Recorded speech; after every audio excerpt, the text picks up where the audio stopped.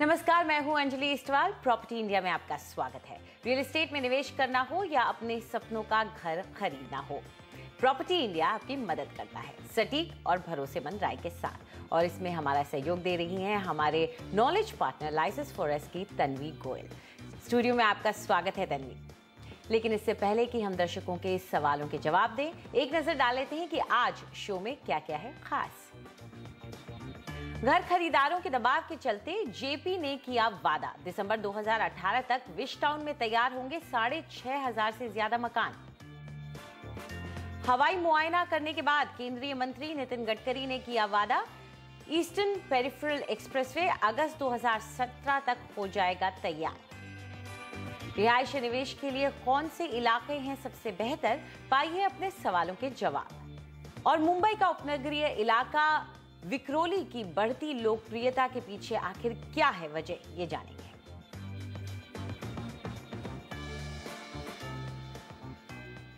घर खरीदारों के लगातार बढ़ते दबाव के चलते जेबी ग्रुप ने नोएडा में विश टाउन के कई मकानों के लिए नई टाइमलाइन जारी की है। विश टाउन के ज्यादातर मकानों को बनाने का काम 5 से 7 साल की देरी से चल रहा है। दरअसल इनमें से कुछ परेशान ग्राहकों ने जेपी के अफसरों के खिलाफ एफआईआर दायर की, जिसके चलते कंपनी पर दबाव बढ़ा है। अब उनका दावा है कि वो दिसंबर 2018 तक 6,500 से ज्यादा मकान तैयार कर देंगे। मैं जेपी के विश टाउन प्रोजेक्ट में हूँ। यहाँ ये प्रोजेक्ट 1200 एकड़ ज़मीन पर, लगभग 1200 एकड़ ज़मीन पर फैला हुआ है। 25 से 30 हाउसिंग प्रोजेक्ट्स हैं इसके अंदर और लगभग 35,000 हाउसिंग यूनिट्स है। ये प्रोजेक्ट पिछले 2007 में लॉन्च हुआ था, लेकिन बात यह है कि ये प्रोजेक्ट लगभग 6 साल डिले चल रहा है। जेपी ग्रीन्स विश टाउन के हजारों घर खरीदारों के सपने इन मकानों की तरह अधूरे हैं। 2007 से 2010 के बीच में अपने लिए यहां पर लॉन्च हुए प्रोजेक्ट्स में मकान बुक कराने वाले आज तक अपनी घर की चाबी का इंतजार कर रहे हैं।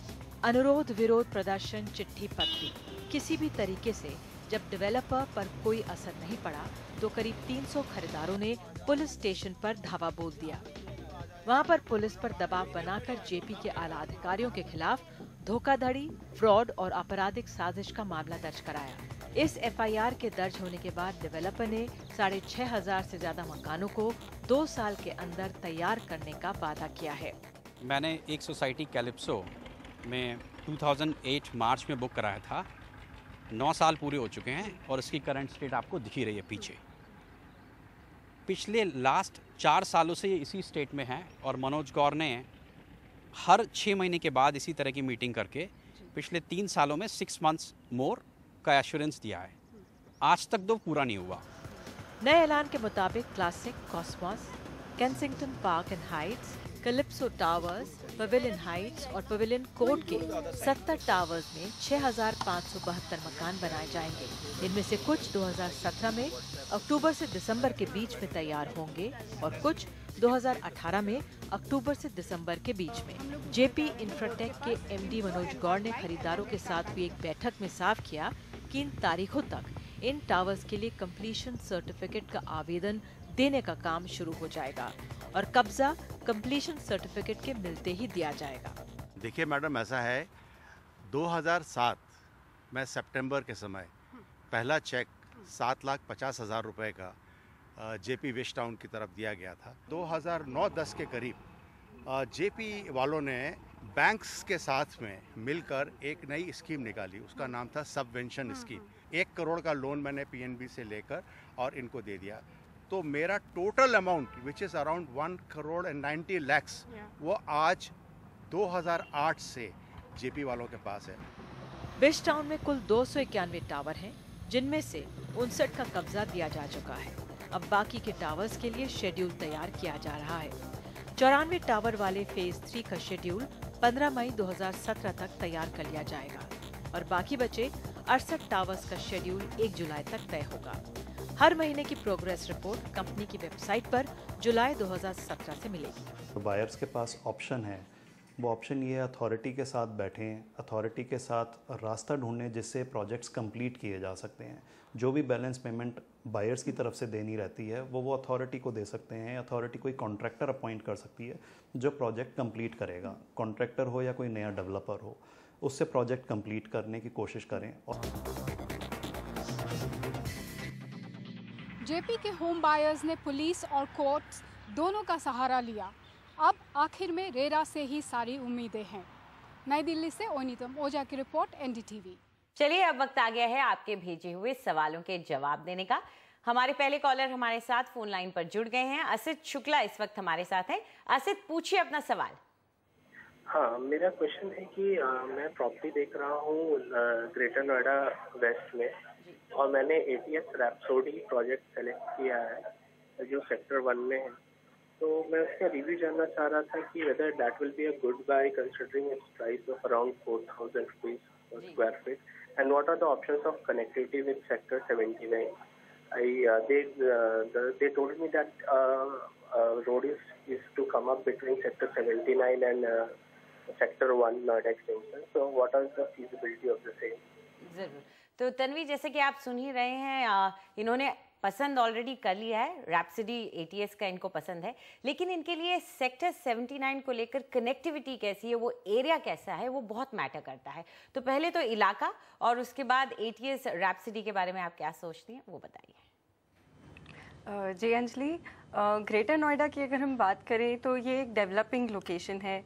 इसे काफ़ी हद तक नोएडा का अफोर्डेबल ऑल्टरनेटिव माना जाता है। यहाँ पे काफ़ी प्रॉपर्ली रोड से कनेक्टेड है ये नोएडा और गाज़ियाबाद जैसी जगहों से। और इंटरनल इंफ्रास्ट्रक्चर की बात करें, जैसे आसिफ जी ने भी कहा कि इंटरनल थोड़ी रोड कनेक्टिविटी बहुत प्रॉपर नहीं है, पर यह भी डेवलपिंग स्टेज पे है, तो धीरे धीरे डेवलप हो जाएगी। पर यहाँ पे नोएडा सिटी सेंटर का जो मेट्रो स्टेशन है वो तकरीबन 7 किलोमीटर के दूरी पे है, और गौर सर्कल पे एक प्रपोज्ड मेट्रो स्टेशन है जो कि proposed Noida extension metro line है, उस पे पड़ेगा। और वो मेट्रो लाइन सेक्टर 71 से लेके नॉलेज पार्क 5 तक कनेक्ट करेगी। तो कनेक्टिविटी वाइज फ्यूचर में ये काफ़ी इम्प्रूव हो जाएगा। ग्रेटर नोएडा मार्केट की बात करें तो उसमें 150 से ज़्यादा प्रोजेक्ट हैं विद अराउंड 70,000 यूनिट्स का अनसोल्ड स्टॉक और 59 मंथ्स की इन्वेंट्री ओवरहैंग। और यहाँ पे वेटेड एवरेज प्राइस जो चल रहा है वो कुछ 3600 का चल रहा है, पर कुछ पिछले 3 सालों में प्राइसेस बहुत ज़्यादा अप्रिशिएट नहीं हुए हैं। अप्रिसिएशन बहुत ज़्यादा हाई नहीं रहा है, कुछ -1% टाइप्स का रहा है। तो पर फ्यूचर में जैसे जैसे एरिया डेवलप होगा वैसे वैसे प्राइसेस काफ़ी अप्रिशिएट करेंगे। अगर हम आसिफ जी के सिलेक्टेड प्रोजेक्ट पे आए, एटीएस रैप्सोडी, ये एक प्रीमियम प्रोजेक्ट है by a very good developer. ATS उस जगह के काफ़ी माने हुए डेवलपर हैं, उन्होंने काफ़ी प्रोजेक्ट्स डिलीवर किए हैं और उनका कंस्ट्रक्शन क्वालिटी काफ़ी अच्छा रहता है। पर ये प्रोजेक्ट जो है ये लास्ट ईयर अक्टूबर में ही लॉन्च हुआ था और सेक्टर 1 के थोड़े से इंटरनल इलाके में है, जिस वजह से इसका जो 4000 का प्राइस है थोड़ा सा प्रीमियम के टूवर्ड्स है, थोड़ा सा ऑन हायर साइड है। एंड सिंस आसिफ जी अगर इन्वेस्टमेंट के लिए देख रहे हैं तो क्योंकि 4000 का प्राइस पॉइंट ऑलरेडी मार्केट से थोड़ा हायर है, तो अप्रिसिएशन की एक्सपेक्टेशन बहुत जल्दी नहीं रखी जा सकती है। इस वजह से हम सजेस्ट करेंगे कि इसके अलावा और भी दूसरे प्रोजेक्ट्स देखें। तो हम ऐसे 2 प्रोजेक्ट सजेस्ट करते हैं जिसमें आसिफ जी देख सकते हैं। एक है गौर सौंदर्यम गौरसन्स का, जो कि टेक जोन 4 में लोकेटेड है, और दूसरा है साया जायन बाय साया होम्स, ये सेक्टर 4 में लोकेटेड है। तो ये 2 प्रोजेक्ट भी वो देख सकते हैं। जी, तो चलिए एक करीबी नज़र डाल लेते हैं इन दोनों ऑप्शंस पे जो तन्वी आपको सुझा रही हैं, और जैसा कि उनका कहना है कि आपके लिए सस्ते ऑप्शंस हैं, तो अगर आपको पैसा बचाना है तो इनमें आप जा सकते हैं। पहला है गौर सौंदर्यम, और यहाँ पर जो कीमत मिल रही है आपको वो 3495 रुपये पर स्क्वायर फुट की मिल रही है, और यूनिट साइज़ अगर आप 3 BHK का मकान खरीदते हैं तो 1650 स्क्वायर फुट का मिलता है। और दूसरा ऑप्शन जो आपको सुझा रही है वो है साया जायन, और यहाँ पर कीमत है 4200 रुपये पर स्क्वायर फुट, और 3 BHK का साइज़ का रेंज है 1660 से लेकर के 1825 स्क्वायर फुट का। तो ये 2 आपको ऑप्शंस दिए गए हैं अगर आपको कोई और कुछ और भी खरीदना है और देखना है अपनी खुद की चुनी हुई जगह के अलावा। लेते हैं अगला सवाल जो हमें पूछ रहे हैं नवनीत जयपुरिया। नवनीत, पूछिए, क्या सवाल है आपका? जी, मैं जानना चाह रहा हूँ कि गुड़गांव में सेक्टर 99A है, जहाँ पर रहेजा बिल्डर्स ने अपना एक प्रोजेक्ट लॉन्च किया है। तो मैं ये जानना चाहता हूँ कि प्री लॉन्च वो एडवर्टीजमेंट दे सकते हैं, पहला सवाल है। और दूसरा सवाल ये है कि वो एरिया कैसा है, और अगर वहाँ मैं अगर फ्लैट के लिए बुकिंग करूँ तो कितना हद तक मेरा डिस्टेंस सही होगा? जरूर। तो तन्वी, जैसे कि आप सुन ही रही हैं कि नवनीत थोड़े कंफ्यूज्ड हैं, क्योंकि जाहिर तौर से 1 मई के बाद से सबके दिमाग में ये सवाल रहते हैं। वो पूछ रहे हैं क्या प्री लॉन्च हो रहा है तो वहाँ पे वो पैसा लगाएं, या आप कुछ और सजेस्ट करेंगे उस इलाके में? नवनीत जी, पहले आपका पहला क्वेश्चन प्री लॉन्च के बारे में, तो जैसा कि अंजलि जी ने कहा कि 1 मई के बाद में, रेरा के बाद में टेक्निकली प्री लॉन्च पे अलाउड नहीं है सेल करना, क्योंकि डेवलपर के पास पहले सारी अप्रूवल्स होनी चाहिए, उनका प्रोजेक्ट रजिस्टर्ड होना चाहिए, उसके बाद में ही वो अपना प्रोजेक्ट मार्केट कर सकते हैं। पर क्योंकि ये 1 मई के पहले से प्रोजेक्ट मार्केट कर रहे हैं तो इनके ऊपर शायद कंडीशंस दूसरी होंगी। दूसरा क्वेश्चन आपका लोकेशन पे था, जो कि सेक्टर 99 के बारे में आप पूछ रहे हैं। मेरे अकॉर्डिंग ये थोड़ा द्वारका एक्सप्रेसवे का ऐसा इलाका है जो काफ़ी कम डेवलप्ड है। इस एरिया में बहुत ज़्यादा सोशल इंफ्रास्ट्रक्चर डेवलप नहीं है। तो अगर आप कोई और प्रोजेक्ट द्वारका एक्सप्रेसवे के अलॉन्ग ही देखना चाहते हैं तो हम आपको सजेस्ट करेंगे कि आप कोई दूसरे 2 प्रोजेक्ट्स देखिए, क्योंकि ये काफ़ी अनडेवलप्ड सा लोकेशन है।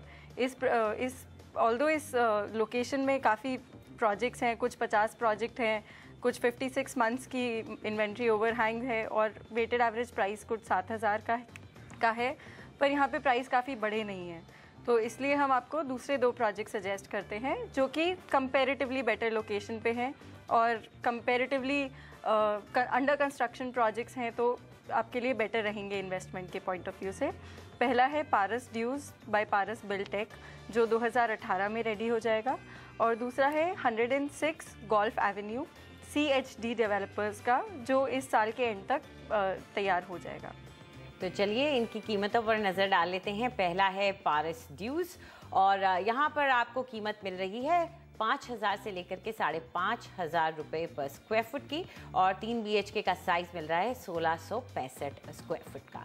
और दूसरा ऑप्शन जो आपको सुझा रही हैं तन्वी, वो है 106 गोल्फ एवेन्यू, और यहाँ पर कीमत है 5,000 रुपये पर स्क्वायर फुट की, और 3 BHK जो आप खरीदना चाहते हैं उसमें आपको 1511 स्क्वायर फुट का स्क्वायर फुटेज मिलेगा। तो ये 2 ऑप्शंस आपके पास हैं जहां आप पैसा अपना लगा सकते हैं। नेशनल कैपिटल रीजन यानी कि NCR में प्रदूषण और ट्रैफिक के चलते जो बुरा हाल रहा है उसने लगातार सुर्खियां बटोरी हैं। लेकिन अब एक अच्छी खबर है, दिल्ली को बाईपास करने के लिए बनाए जा रहे ईस्टर्न पेरिफेरल एक्सप्रेसवे का हवाई मुआयना करने के बाद केंद्रीय मंत्री नितिन गडकरी ने वादा किया है कि अगस्त तक ये बनकर तैयार हो जाएगा। हमारी सहयोगी ओइनतम ओझा बता रही हैं कि क्या होगा इस एक्सप्रेसवे का असर। 135 किलोमीटर लंबे ईस्टर्न पेरिफेरल एक्सप्रेसवे का हवाई दौरा करने के बाद केंद्रीय सड़क परिवहन और राजमार्ग मंत्री नितिन गडकरी ने दावा किया कि अगस्त तक ये एक्सप्रेसवे चालू हो जाएगा। ये एक्सप्रेसवे गडकरी की प्राथमिकताओं में से एक है और वो 400 दिन में से पूरा करने के अपने वादे पर कायम रहना चाहते हैं। ईस्टर्न पेरिफेरल एक्सप्रेसवे पे आप मुआयना करने आए हैं, एक्सपेक्टेशंस, कैन वी एक्सपेक्ट कि ये प्रोजेक्ट समय से पहले इस बार कंप्लीट हो जाएगा? 60% काम पूरा हुआ है और मुझे लगता है कि 15 अगस्त के पहले तो होना चाहिए। सब लोग रात दिन कोशिश कर रहे हैं, कॉन्ट्रैक्टर्स, NHAI के ऑफिसर्स। कठिनाइयाँ तो है, डिफिकल्टीज भी है, पर there are some people who convert problems into opportunities and there are some people who convert opportunities into the problems. Our stakeholders are the very expertise. They will convert problems into opportunity. We will make it before 15 August. इसे बनाने की लागत है 4,418 करोड़ रुपए और इसे बनाने के लिए ली गई जमीन के एवज में 5,900 करोड़ रुपए मुआवजे के तौर पर किसानों को दिए गए हैं।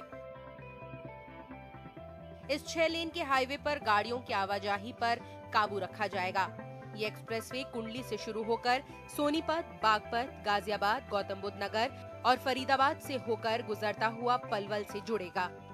दरअसल ये दिल्ली के चारों ओर बन रहे 270 किलोमीटर के एक रिंग का हिस्सा है। इस परियोजना से दिल्ली से होकर गुजरने वाली 2 लाख गाड़ियां कम होंगी और दिल्ली वालों को ट्रैफिक और प्रदूषण से राहत मिलेगी। इसका असर आसपास के प्रॉपर्टी बाजार पर भी पड़ेगा। This expressway touches almost all the major satellite town for Delhi. तो आई थिंक जैसे ही इंफ्रास्ट्रक्चर बेटर होता है तो प्राइसेस जो है डेफिनेटली लोगों का इंटरेक्शन बढ़ता है, वहाँ तक जाने का रास्ता आसान हो जाता है। तो it's a positive impact on the property. New avenues जो है you will see in the near future, new avenues जो है स्पेशली जो है अफोर्डेबल और मिड सेगमेंट हाउसिंग के लिए यहाँ पर डेवलप होने शुरू हो जाएंगे।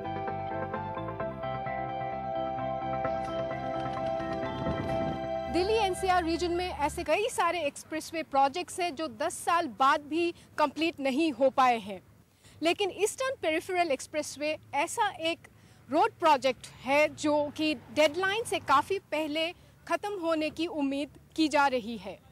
पलवल से ओइनितम ओझा की रिपोर्ट, एनडीटीवी। प्रॉपर्टी इंडिया में वक्त है एक ब्रेक का, लेकिन ब्रेक के बाद हम आपके लिए लेकर आ रहे हैं बेंगलुरु में 65 से 80 लाख रुपए में या बेहतरीन ऑप्शंस।